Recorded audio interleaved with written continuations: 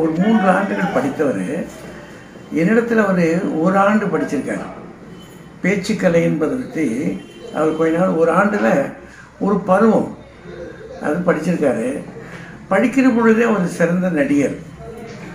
அவர் நடிகர் என்று சொல்வதில் அவரும் தமிழகத்தில் மக்களுடைய மன இருளை போக்குறதுக்கு என்னென்ன சொல்லணுமோ அவ்வளவையும் இந்த குறுகிய காலத்துக்குள்ள ஒரு ரொம்ப சீர்திருத்த அலைகளை மக்கள் மத்தியில் பரப்புனதில் அவருக்கு ஒரு பெரிய பங்கு உண்டு. பகுத்தறிவு இயக்கத்துக்கு அவர் கிடைத்த ஒரு மிகப்பெரிய சொத்து அவர். அவர் யாரையும் புண்படுத்தாமல்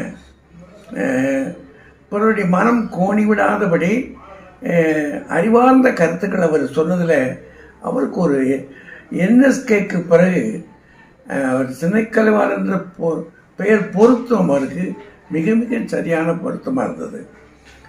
அவர் எல்லா மனிதரிடத்திலையும் நல்லா பழகுவார். எங்களுடைய இல்லத்திற்கு ஒரு 2 முறை வந்திருக்கிறாரு.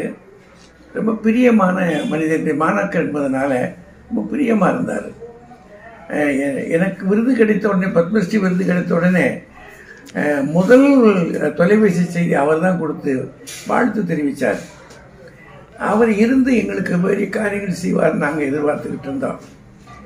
ஆனால் இந்த சின்ன வயதில் அவருக்குள்ளே ஏதோ ஒரு சோகம் இருந்திருக்க வேண்டிய மகனுடைய இழப்பு அவரால் தாங்க முடியலன்றது எனக்கு தெரியுது.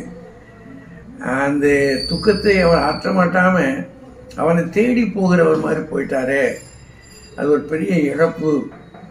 திரைத்துறைக்கு மட்டுமல்ல, பகுத்தறிவுத்துறைக்கு மட்டுமல்ல, நல்ல பழக்கத்துக்கு நண்பர்களுக்கு தகுதியான ஒரு மனிதன் போயிட்டார் என்றது எல்லாருக்குமான வருத்தம். இறை அவருக்கு ஆன்மாவுக்கு அமைதி தர வேண்டும் என்று நான் பிரார்த்திச்சுக்கிறேன்.